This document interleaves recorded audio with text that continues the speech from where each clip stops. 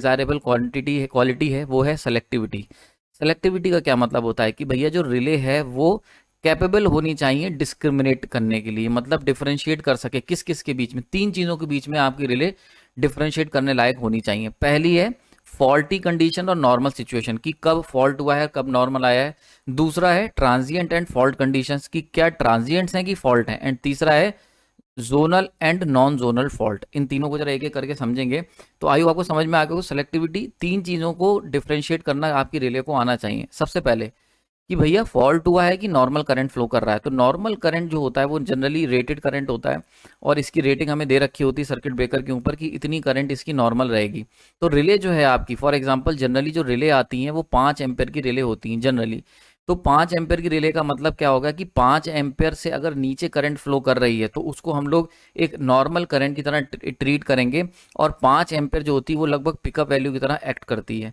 ठीक है, तो अच्छा एक बात और समझ लो, ये जो 5 एम्पेयर की बात हो रही है ये सीटी के बाद की हो रही है। मतलब इधर अगर 1000 एम्पेयर करंट फ्लो कर रहा है तो सीटी के सेकेंडरी में 5 एम्पेयर करंट फ्लो करेगा, और ये 5 एम्पेयर जो होगा ये रिले के अंदर फीड होगा। तो सेकेंडरी साइड की बात हो रही है सीटी के। ठीक है, सीटी क्या होता है, पीटी क्या होता है, इसको ऑलरेडी मैंने सब स्टेशन की सीरीज में कवर करा है, वहां जाके देख लेना।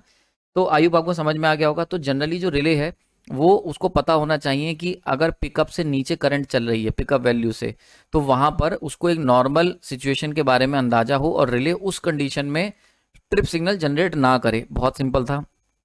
दूसरा बड़ा बड़ा इंपॉर्टेंट पार्ट आ जाता है, वो है ट्रांजिएंट एंड फॉल्ट कंडीशन।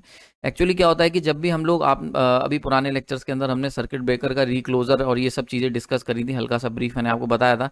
तो होता क्या है कि जब भी हम लोग सर्किट ब्रेकर को रिक्लोज करते हैं, इसको मैंने आपको symmetrical fault, short circuit symmetrical fault के लेक्चर में भी हम लोगों ने ये चीज़ बहुत डिटेल में डिस्कस करी थी कि जब भी हम लोग सर्किट ब्रेकर को दोबारा से क्लोज करेंगे, जब भी सर्किट ब्रेकर को आप वापस से क्लोज करोगे तो सेम जैसा फॉल्ट के समय में एसिमेट्रिकल करंट फ्लो करा था वैसा ही कुछ करंट जो होगा जब हम लोग वापस से रिक्लोज करेंगे तो वापस से इसी लेवल का करंट फ्लो करेगा। और ये क्यों होता है, ये होता है because of the inrush current के कारण ये चीज़ें देखने को मिलती हैं।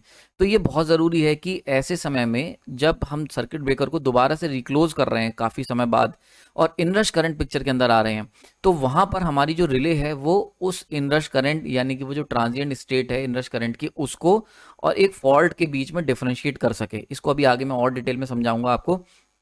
तीसरा इंपॉर्टेंट पॉइंट है यहाँ पर zonal and non zonal fault.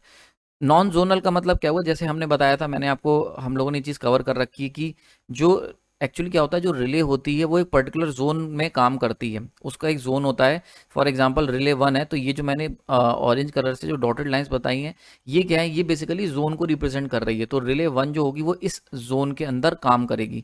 तो ये बहुत ज़रूरी है कि रिले 1 का अगर ये जोन है और रिले 2 का ये वाला जोन है, तो अगर रिले 1 में फॉल्ट हुआ है, फॉल्ट अगर रिले 1 के जोन में हुआ है तो रिले 1 शुड ट्रिप। ठीक है, एंड रिले 2 जो है वो नॉन ऑपरेटिव रहनी चाहिए। समझ में आ रहा है, क्योंकि फॉल्ट कहाँ हुआ है, नॉन जोनल फॉल्ट है, मतलब तुम्हारे जोन में फॉल्ट नहीं हुआ है, किसी और जोन में हुआ है। तो आपकी रिले जो है वो इतनी कह सकते हो सेलेक्टिव होनी चाहिए कि अपने जोन को सेलेक्ट कर पाए कि उसके जोन में फॉल्ट हुआ है कि कहीं और फॉल्ट हुआ है। अगर कहीं और हुआ है तो it should remain non operative. So that is an important part.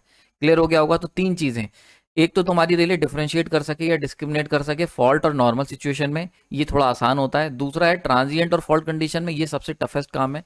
तीसरा होता है कि अपने जोन का फॉल्ट है कि नॉन जोनल किसी और जोन का फॉल्ट है। तो ये तीनों चीजें आती हैं सेलेक्टिविटी के अंदर ना। यहाँ पर अगर हम ट्रांजिएंट और फॉल्ट कंडीशन के ऊपर थोड़ा सा और डिटेल में चर्चा करें,